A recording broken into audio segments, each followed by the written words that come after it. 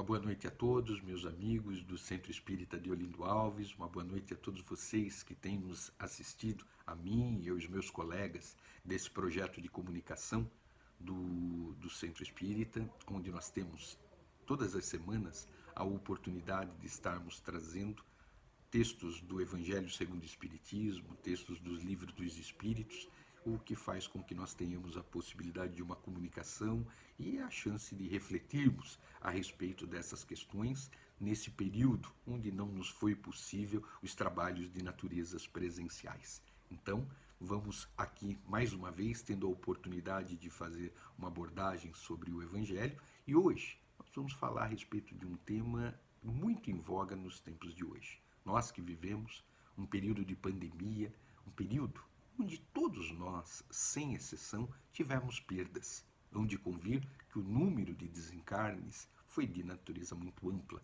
Isso só falando do Covid-19, fora os outros gêneros de desencarnes que também se deram mesmo, porque a gente sabe, não houve interrupção das outras formas, mas tivemos muitos desencarnes, desencarne coletivo, de forma que praticamente todos nós temos notícias de pessoas conhecidas, muitas vezes, pessoas muito próximas de nós, que desencarnaram, que seguiram a pátria espiritual de volta, no caminho de volta, e esse é o caminho que todos nós sabemos que nos cabe. Mas também sabemos que quando ele chega, claro que ele nos traz a dor, claro que a separação ainda é motivo realmente de muita aflição para todos nós que vivenciamos a experiência aqui na condição de reencarnados. O tema de hoje ele está contido no capítulo 5. O capítulo 5 é Bem-aventurados os aflitos. Meus amigos, é o maior capítulo do Evangelho. Faz sentido, não é? Vivemos num plano onde as aflições batem à nossa porta, onde as aflições, de fato, se fazem presente nesse plano de provas, nesse plano de expiações. Então, o Evangelho segundo o Espiritismo, no capítulo 5, ele tem várias abordagens exatamente relatando questões inerentes às aflições que nós passamos, as razões que nos levam a passar, por que passar por provas, por que passar por expiações, e dentre elas, de naturezas mais amplas, estão as perdas de entes queridos, a perda de amigos, enfim. O tema de hoje ele aborda o seguinte: perda de pessoas amadas e mortes prematuras. Assinado por um antigo membro da Sociedade Espírita de Paris no ano de 1863. Eu só vou ler um pequeno trecho do texto e aí nós vamos buscar as considerações a respeito. Diz o seguinte: quando a morte vem ceifar em vossas famílias, levando sem consideração os jovens em lugar dos velhos, dizeis frequentemente: Deus não é justo, pois sacrifica o que está forte e com o futuro pela frente para conservar os que já viveram longos anos carregados de decepções.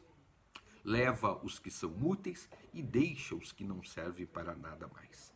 Ferem um coração de mãe, privando-o da inocente criatura que era toda a sua alegria.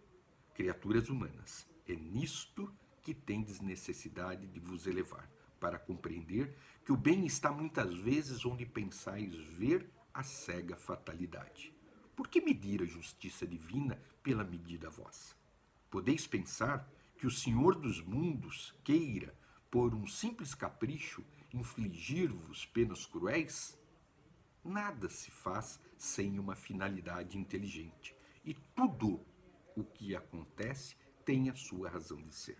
Se perscrutasseis melhor todas as dores que vos atingem, sempre encontraríeis nelas a razão divina, razão regeneradora, e vossos miseráveis interesses representariam uma consideração secundária que relegaríeis ao último plano. Regozijai-vos em vez de chorar, quando apraz a Deus retirar um de seus filhos deste vale de miséria. Não é egoísmo desejar que ele fique para sofrer convosco? Essa dor se concebe entre os que não têm fé e que veem na morte a separação eterna. Mas vós, espíritas, sabeis que a alma vive melhor quando livre do invólucro corporal. Mães, sabeis que vossos filhos bem-amados estão perto de vós. Sim, eles estão bem perto. Seus corpos fluídicos vos envolvem, seus pensamentos vos protegem, vossas lembranças os inebria de contentamento. Mas também as vossas dores sem razão os afligem, porque revelam uma falta de fé e constituem uma revolta contra a vontade de Deus. Vamos parar por aqui a leitura para a gente buscar fazer algumas considerações a respeito. Claro que é um tema difícil, claro que a perda sempre é um tema difícil, mesmo para nós, como não? Para nós que temos o entendimento de que a morte não existe senão do corpo físico, sabemos que a vida continua, sabemos que nós só mudamos, na verdade, de ambiente, saímos desse ambiente onde aqui estamos encarnados e retornamos à pátria de origem. Nós não somos daqui, nós estamos aqui nesse momento. Estamos aqui por uma razão muito necessária para o nosso aprendizado, para o nosso progresso, para a nossa evolução.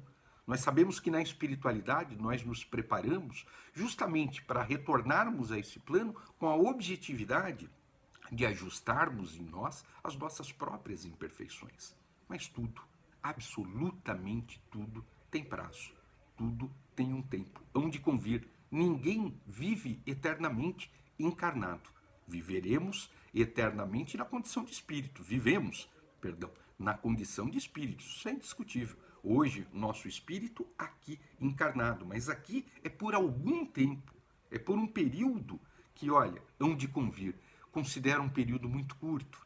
A gente observa assim, os anos, eles passam numa velocidade tão grande e os convites de aperfeiçoamento, eles estão justamente nesse período, quando da chegada até a saída, até a conclusão daquele projeto momentâneo, digamos assim, de ajustes, de reparação e de desenvolvimento e evolução.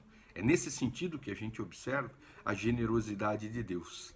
Ele permite que nós, seres falhos, seres equivocáveis como fomos, como somos, tenhamos sempre a oportunidade do refazimento. O Espiritismo é muito claro nesse sentido, ao nos mostrar que nós nascemos e renascemos tantas quantas forem as vezes necessárias, até que nós consigamos o desenvolvimento, a evolução necessária para o nosso espírito, indo a estágios evolutivos de naturezas mais amplas. Até lá, temos a necessidade de retornar, fazer o caminho de volta, cursar essa escola novamente, até que nós consigamos chegar lá. E durante esse ciclo há muitas interrupções. Cada uma das existências serão permeadas por interrupções, é o fim do ciclo. E hoje, por isso que nós começamos dizendo isso, nós vivemos um período difícil, indiscutivelmente. Aliás, que nós não conhecíamos, essa nossa geração de encarnados não conhecia o que era uma pandemia, uma perda de natureza coletiva tão ampla. Às vezes nós ouvíamos nos noticiários notícias trágicas de desencarnes coletivos em outros países, decorrentes de algum gênero de adoentamento de natureza mais grave, mais séria, mas nós não tínhamos visto ainda, nível mundial, tantas pessoas desencarnando simultaneamente por conta de um vírus, né? E ainda sabemos disso, sabemos muito pouco a respeito, mas não sabemos muito pouco a respeito da justiça de Deus. Vamos lá, vamos pensar o seguinte. Nós aprendemos, e isso é muito claro no Espiritismo, que tudo decorre da permissão de Deus. Que nem uma folha cai de uma árvore, não é assim que se diz, sem que Deus permita que assim seja. Temos, nesse sentido, um número de perdas, um número de desencarnes muito grande. Por isso que eu comentei, quem de nós não conhece alguém ou algum familiar, um ente querido que se foi agora tão recentemente? A grande maioria de nós temos conhecimentos desses desencarnes. Mas essa é uma questão muito importante, muito embora nos traga sempre aquela ideia de injustiça, aquela ideia de castigo. Puxa vida, mas Deus foi injusto comigo ao retirar aquele ente tão precioso, né? Seja o marido, seja a esposa, seja o filho. Deus está me castigando. Nós vamos desenvolvendo, na verdade, essas concepções de naturezas de naturezas tão complexas, de julgamentos tão complexos, nós vamos questionando até mesmo a Deus. Não é? Nós vamos dizendo assim, Deus é injusto. Deus foi injusto no momento em que Ele retira de perto de mim o motivo de alegria da minha vida, e assim vai. Quantas são os questionamentos que fazemos diante de uma situação dessa natureza? Mas veja, meus amigos, todos nós iremos, isso é indiscutível. No entanto, nós tivemos agora, estamos tendo ainda, uma vez que ainda vivenciamos a experiência da pandemia, um desencarne coletivo que alcançou tantas e tantas pessoas. Todos nós temos um tempo para permanecer aqui nesse plano, nós sabemos disso. Todos nós estamos aqui em busca da mesma coisa, do aperfeiçoamento, do crescimento, da evolução. No entanto, o desencarne faz parte dessa trajetória. A grande questão está em como nós vamos enxergar o desencarne. De que forma? Nós podemos enxergar daquela forma que acabamos de nos referir a ela, com uma ideologia voltada à injustiça, que Deus me castigou, que Deus foi ou seja, cheio, eivado de raiva, de sentimentos menores, sentimentos realmente de bronca muito grande para com a justiça divina. Ou nós podemos buscar aquilo que o Espiritismo nos busca ensinar, que é a compreensão de que esse instante, ele não passa de verdade de um instante na nossa jornada evolutiva. Ele representa, embora, claro, nós gostaríamos que o nosso ente querido permanecesse conosco ad eternum, e permanecerá. Aqueles que nós amamos, e o Espiritismo é muito claro nesse sentido, aqueles que nós amamos e que partiram, eles partiram momentaneamente. Com eles estaremos se o nosso sentimento de verdade é o sentimento de amor, é o sentimento de fraternidade. Nós vamos permanecer com eles. Os elos afetivos, eles se apertam cada vez mais através das convivências, através das reencarnações, e nós damos margem a esse sentimento ser expandido. Então nós não vamos nos perder, senão momentaneamente. Muitas vezes, os nossos queridos nos antecedem. Eles vão antes de nós, por conta, seja nesse momento, por conta de um desencarne que se deu com tantas pessoas ao mesmo tempo, ou seja, em decorrência de um acidente, seja em decorrência das mortes, da forma que elas se derem. Tudo diz respeito ao afastamento momentâneo. Nós estaremos com eles novamente daqui a pouco. Aqueles que nós amamos não se separam de nós, absolutamente. Vamos nos lembrar daqueles exemplos que nós tínhamos e temos ainda, porque tem tantos relatos a respeito disso, das mães que iam em busca do Chico Xavier e que até hoje buscam tantas casas, tantos centros espíritas que trabalham com a psicografia, em busca de mensagem dos seus filhos, dos seus maridos, dos seus entes queridos, né, de todo gênero, e as mensagens deles são muito claras ao nos dizer, por favor, sofra menos por mim, porque tudo aquilo que nós emanamos a eles chega. É como se fosse uma prece. A ligação que nós temos em decorrência da nossa vibração, do nosso sentimento, é uma comunicação instantânea com aquele que se foi. Se nós conseguirmos o equilíbrio e o desejar do melhor para ele na espiritualidade, ele recebe, mas as nossas aflições também. No momento em que nós permanecemos, e muitas vezes isso se dá desesperados, nós nos sentimos abandonados, nós nos sentimos com sentimentos controversos no que diz respeito àquele que se foi, isso tudo vai a ele imediatamente. Então, inúmeras eram as mensagens, e são as mensagens que temos catalogada nas obras do Chico Xavier e de outros tantos autores, nos relatando o seguinte: apaziguemos os nossos corações, porque nós continuamos vivos, tão vivos quanto antes. Nós nos apartamos, se não por um períodozinho, e hão de convir, meus amigos, esse períodozinho é verdadeiramente períodozinho, porque passa muito depressa. Eles aconselhando aqueles que se foram, aconselhando os seus entes queridos, vivam da melhor forma, façam o seu melhor, façam tudo o que puderem para que nós possamos estar juntos em breves tempos. Ou seja, continuemos as nossas vidas, Pratiquemos a lei do amor ensinada pelo nosso mestre, que é o grande lenitivo para as dores. Como que nós amenizamos as dores? Aliviando dores. Buscando, na verdade, levar ao outro o alívio, a amenização de suas aflições, dos seus sofrimentos, em quaisquer circunstâncias que a vida nos permitir que assim se dê. Olha só, então nós substituímos aquele sentimento de angústia, aquele sentimento duro, na verdade, de que forma? Trabalhando uma vibração ao contrário, aquela vibração de amor, aquela levando ao outro, na verdade, o alívio que esteja ao nosso alcance. Quantas mensagens daqueles que partiram, dizendo para suas mães, dizendo para os seus pais, para os seus entes queridos, eu estou vivo, eu continuo vivo.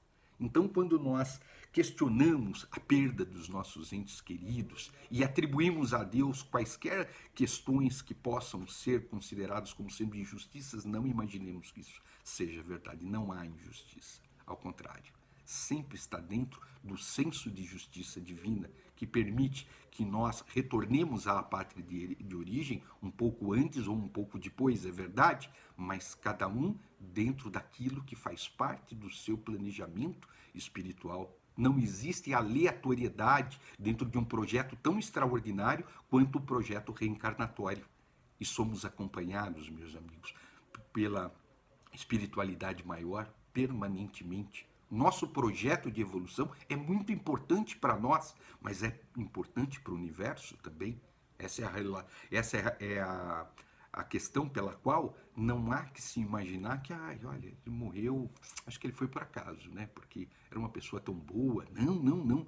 Todas as pessoas desencarnarão, sem dúvida alguma, cada uma no seu momento, cada uma no seu tempo. Lembremos dessas mensagens que vinham para o Chico e para tantos outros médiuns, né? Sempre nos fortalecendo, sempre nos encorajando e mostrando que Deus é amor, bondade, justiça e misericórdia. Deus é infalível. Se Ele nos convida ao retorno aparentemente antecipado, não foi antecipado. Era aquele o momento certo. É que na nossa concepção de justiça, nós muitas vezes imaginamos que deveria ser como nós queremos, mas não é assim que funciona.